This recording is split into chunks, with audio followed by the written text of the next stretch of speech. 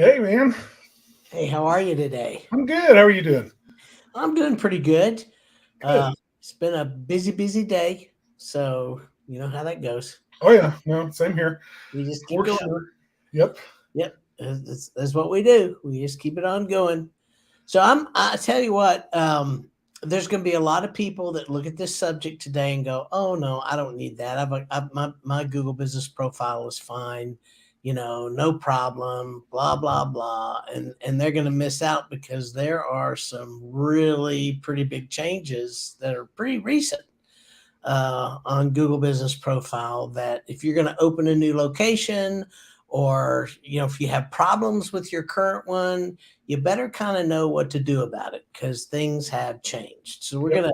gonna dive into that a little bit, um, and I think that's going to be good. So Yeah. you ready to just hop in? Absolutely. It's a big topic, so we better get started. I got a lot to cover here. So um, we're really going to talk about setting up and optimizing your Google Business Profile. Now, part of this is if you've already set up your Google Business Profile, that's great. But we're going to talk about optimizing it as well. And what we see a lot of times is people, yes, they set it up, but they really don't properly optimize it. So we're going to talk about that and kind of get into that a little bit, and hopefully this is going to help you. So the first thing I want to tell you is, why is setting up your Google Business Profile important? So I think one of the things that we miss is we just think that our listings just show up online all over the place. And yeah, well, and in some cases, that's exactly what they do. They show up in places and we go, "Wow, how did they get there? How did they get there?" And so we just assume, that it all got well.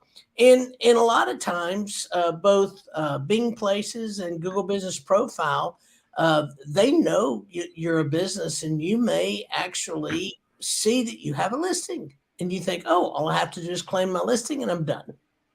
Okay.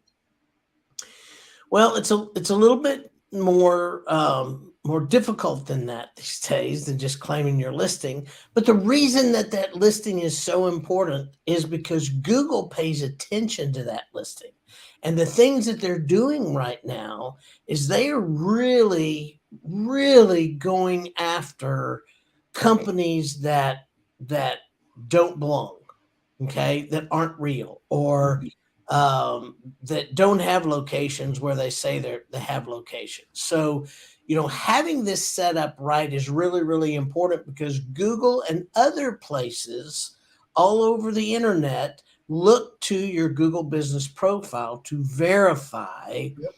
who you are, what you do, and all those good things. So having this one, and I would tell you on the Bing side, having Bing Places set up as well, is something that you should do. Should make sure that you have done. So those two things. So let's jump in. Okay, here are the steps to get it done. All right, you ready? Yep.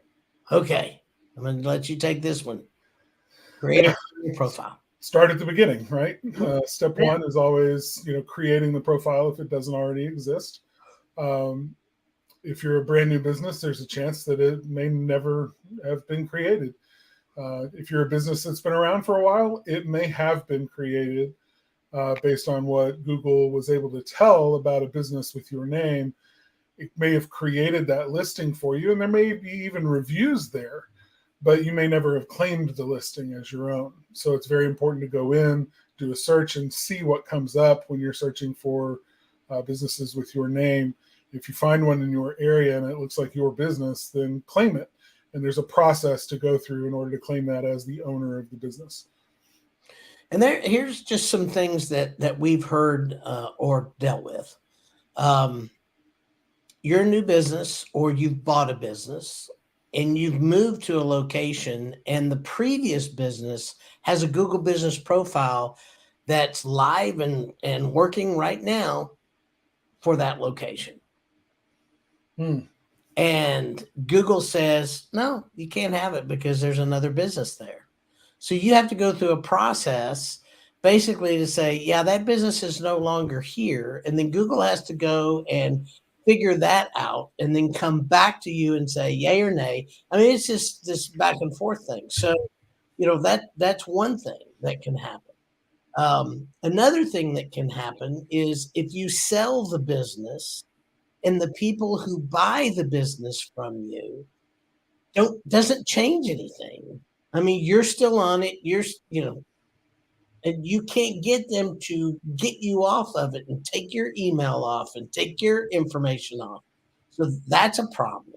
Another thing that happens is you purchase a business and they give you, the website and all this other stuff, but they don't give you access to any of the stuff.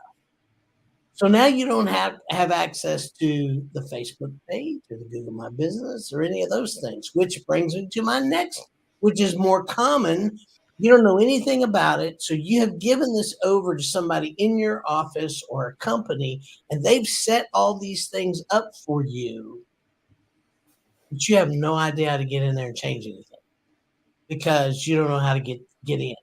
So these are all different things with claiming your profile, setting it up. You have to have all the keys to the kingdom. So it's very, very important that, if you buy a business, if you have to set it up on your own, whatever it is, you have to make sure that you have access to those accounts, emails, that you're an admin on those things that you can get in. These are really important things so that you don't lose access, because if something changes, you want to add something, you want to, do something else or sell the business, you can't, I mean, you're locked out. So, it's a tough situation. It used to be easier in Google, but these days it's not. It's just more difficult, and there's reasons for that because so many people have scammed them. Yeah. So, Tread carefully. That's the best advice. yeah, Make sure that when you approach Google about changes that need to be made, that you're doing it in the way that Google's not going to stick you in jail. exactly. So here's the other thing: if you create a new profile, here's what's going to happen. You're going to create it. It's going to launch. You're going to see it. And you're going to go, oh, it's great. It's there. And then if you walk away and never pull it up again, you're going to be surprised. Because today, about as quick as you put it up, Google's going to suspend it. So as soon as Google suspends it, then what do you got to do? The next step. You got to verify it. Yeah. So everybody's got to verify their business. So how do you verify your business? Well, there's a lot that goes on in this step. I mean, we're talking about, proving your legitimacy and that you're really a going concern, which means providing certain information to Google, the information that Google wants to see, to prove and verify that the business exists. It's a going concern. It's operating where it says it is, or where you say it is, and it's open to the public and in good standing. So all of that is what I don't know what the specific. I mean, are they asking for ownership paperwork still? Oh yeah, you better have. If you rent, you need to have your rental agreement. If you own it, you better show that the business owns it, not you as the business owner. This is another thing people have. You as a business owner, if you own it, you should have a rental agreement with your business. So those are two separate entities. So, you have to show, you don't have to show you own it, but you have to show that your business actually rents it, okay, from you. So whether you own it, whether you rent it, whatever, you have to show something that says I'm here. Sometimes you have to have business license. I mean, that's another thing you better provide. I've laughed that pretty soon they're going to take a blood and urine specimen. So DNA from your firstborn. Yeah, DNA. Yeah, something's going to happen. But so there's all kinds of things. You need pictures. You need photographs that show your sign is out front, a really good indication that you're there. Excuse me. So these are all things that are really, really important to have. But they're also probably going to do a video verification. And there's some things around the video verification too. About 99% of the time when you upload the video, it's going to fail. And here's why it fails. This is something a lot of people don't understand. It fails because Google's looking around the internet, looking at your website, looking at all the different things that you're involved with, and they're not seeing verification of the address. One of the bigger mistakes is that companies don't put the new address on their websites. So, if you have a second location, third location, first location, you need to have your address. Now, service businesses, people are like, I don't want to put my address on there because, I work out of my house. I realize that, but they're going to want an address. You can't put a P.O. box. You can't put, any of those things. But that's one of the way that they verify who you are. Now, here's another thing about being members of the chamber and having your BBB set up and having some of the data stuff and info data and all these places, your listings around that's very concise. And it's one of the reasons I tell people your Google business profile and all your listings kind of have to be kind of together. I mean, the Google business profile usually goes out first, but right after that, you get your listings done. Because even if Google suspends the profile, they're going to eventually see all those listings out there. It's going to verify that particular profile. Okay. The other thing that verifies it, BBB, chamber, those kind of things, being members of those things that have a listing with that address in the listing is another way they verify it. Kind of crazy. Yeah, no, I've heard a lot about the videos failing lately, and it fails like in the upload process. As you're uploading it, it's like showing you a progress bar, 86, 87, 88, all the way up to 99%, and then it just hangs. Mm-hmm. And there's no explanation as to why it hangs. There's no, check back later to see if this completed message or anything like that. It just hangs at 99%.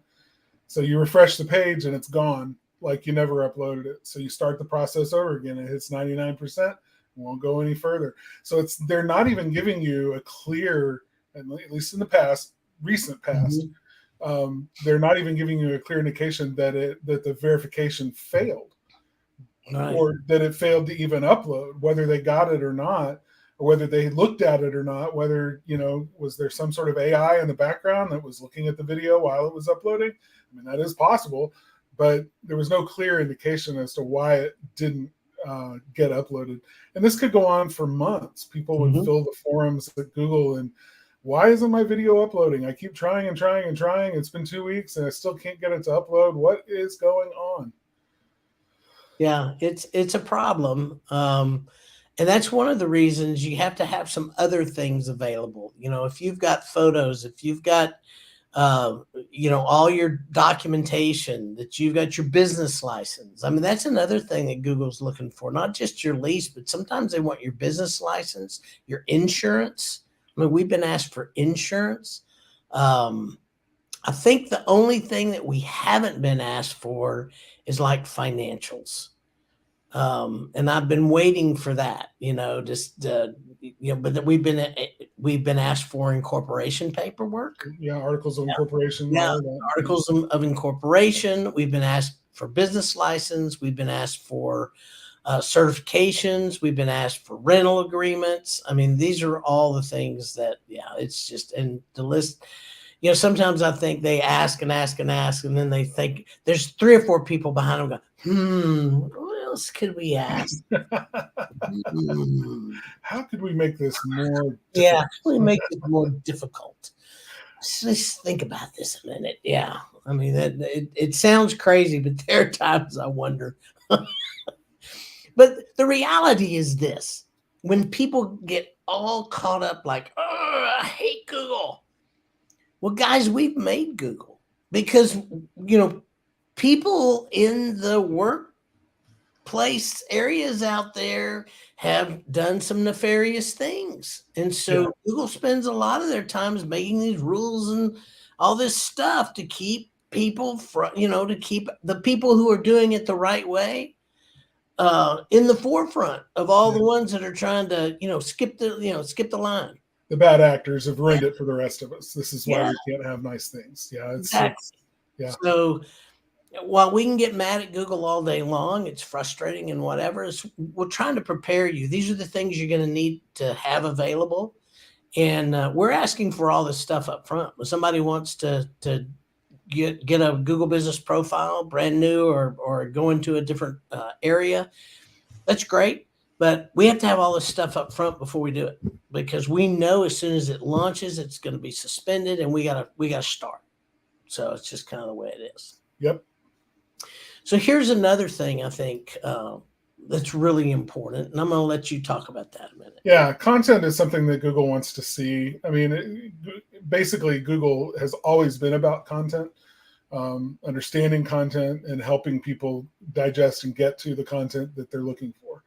And it's no different with Google Business Profile, and when it was called something else, and then the time before when it was called yet something else. And I mean, it's always been about content. And there's some pretty good tools with Google Business Profile to upload images and videos and content to your GBP so that it fills it out, and there's additional information there that people can see about the business and interact with that helps them make their decision. There's a term that we're going to be using probably a lot more just in the next coming days, weeks, and months and years, because it really is a large trend that is occurring in digital marketing, which is zero-click marketing or zero-click optimization. It's trying to optimize a business so that it gets the click before there's this whole drawn-out, long search process, right? And that optimization takes a look at very well described and well understood user behavior during search. And one of the things that we can see with Google is that people will often make decisions when they get to the Google Business Profile. They won't even need to click through to the company's website in order to see it, to decide whether or not they want to hire this company, because just the Google Business, a well filled out Google Business Profile with lots of photos and videos and reviews, good reviews, is sometimes enough for a consumer to feel like they've done their due diligence and they're ready to make the phone call. And because Google Business Profile has your phone number right there, they're calling you from there and never even seeing your website. So that's zero-click optimization, and Google Business Profile is a great way to do that for those that may make their decision before seeing your website. And those rich content sources like audio and video, video and photos are the way to fill that out to make people understand that you're a serious business. Yeah, no, it's very true. Which right on the backside of that, there are places in there that you choose your categories. Most service businesses don't just do one thing. If you're a plumber, you just don't unstop toilets. Your specialty may be drains. Your specialty could be working with builders. You may, have want to do nothing but install sinks and those kind of things. But normally you're doing a bunch of things. And so you've got several categories that you can fill out, and you need to take advantage of it. There's normally a main category, and then there are other things after that. And you need to write really good detailed descriptions about those things. You need to have a detailed description about your business. You need to have that about the categories. I mean, it needs to be filled out and fleshed out pretty good. The more information you have, the better. Quick story on that. I have a classic car, and I just recently bought it a year and a half ago, 2 years ago. And I had no idea when I bought it that it was going to be so hard to find people to work on it if I needed, expert automotive, an auto shop. So I would look around trying to find one and look and look and look, and I would call, no, we don't work on anything older than, 1980, whatever. It's like, oh boy. So what I finally started doing before I would even make the phone calls, because it was just taking so long, I would go to their Google Business Profiles and just look at the photos that were uploaded. What are the kinds of cars that I see around the shop? And if I saw a few classic cars, then it was like, okay, I think this one might actually do it. So I'd give them a call and had better luck that way. So people use those photos. I used those photos to vet the kind of mechanic that I needed in order to do this job with my classic car. Well, and again, it's not just the photos, it's the descriptions as well to say, hey, I work on cars that are, blah, blah, blah. I mean, Yeah. some places, that's all they want to do is work on classic cars. Yep. So, yeah, if that's what they said, we are an automotive shop for nothing but classic cars before 1975 or whatever it is. I mean, it's a great way to do that. Absolutely. The other thing is to manage and respond to reviews. We're going to talk about reviews next week. A little bit more about reputation management. Right. I will tell you, please, please, please, you need to be in that one, because we're going to talk about some things about reviews that you may not know, on things like how to get rid of a bad review, how to push it down, those kind of things that are out there that we can do now. So I think that's great. Another thing, Google Posts. So Carter, tell me a little bit about those Google Posts. Yeah, again, it's content, right? So Google Posts are a part of Google Business Profile. You have the ability to put up posts that can describe, usually it's shorter term things that are going on in your business. If you have a sale or a special, or you're making an announcement of some sort, that tends to be what Google Posts can be used for really successfully. But after a while they sort of expire, or they're no longer that important. So it's important to continue to put up good content in those Google Posts, but fill them with video, fill them with lots of photos, put in all sorts of good information into those. They don't have to be terribly long. It's not like you're writing some lengthy blog post in order to make use of it. I don't know if there's a guideline there or a best practice, Taylor, in terms of length. Do you know? Yeah, the posts are mostly pictures, memes, those kind of things. But you can add some comments and things. You can add some comments and stuff on there. I'm sure there are. Just Google it, and they are. I don't do that anymore, so I don't know. I mean, when I did it, they didn't allow video, and I know they allow video now. Yeah. So it's just changed. So I always tell people, figure out what's going on right now. Yeah. Yeah. So I think that's good. So here's the other thing: measure your success. Do you know a lot of people have no idea how well their Google Business Profile is even doing? They don't know. Yeah, they have no idea. They think that nobody ever goes there. Yeah, I mean, it's just amazing. And so, if you've got a call tracking number on there, great. You can know how many people are calling. Google themselves put out some information on it. I'm still kind of iffy on that, because I can't ever get it to match up with the analytics. But if you've got somebody looking at analytics or you're looking at analytics, you ought to be able to see that it's been referred from your Google Business Profile. So there's a lot of different ways that you can measure the success of the Google Business Profile. And I'll tell you, we have seen some businesses get 40, 45, almost 50% of their business through their Google Business Profile. And I've had somebody ask me, what do you think the key is? And I will tell you what I think: reviews. Yeah. That's the number one thing, is once somebody sees your Google Business Profile and they see that you have great reviews, right there gives you an advantage. Because you could be number one all day long. People go to there, and if you have a 3.5, 3.9 stars, they're not going to look at you. It is the number one interrupter of user search behavior. So when they're doing a search for a business and doing their due diligence, really good reviews, even just one good review that sounds a little bit like what their problem is and how this company solved it for them, is often enough to interrupt them from searching any further and to make their decision. So good reviews all day long. Yeah. I mean, it's really important. So, and I know people are like, I'll talk about it all the time. Yeah. And we'll continue to. We're going to do that anyway. Anyway, that's the last of this one. So we're close to 30 minutes. So let me just tell you, Spark Live is also released as a podcast. We're on Spotify, iTunes, Google Play, Podvine, or your favorite player. That's always good. And like I said, next week, Carter's going to be here on his own, but he's going to talk about reputation management. Do what? Right. We're gonna get into more reviews. We're gonna talk about specifically some tips and tricks, things that you can do to mitigate the damage of a bad review, things that you can do to help promote those reviews and use them in ways that help you multiply.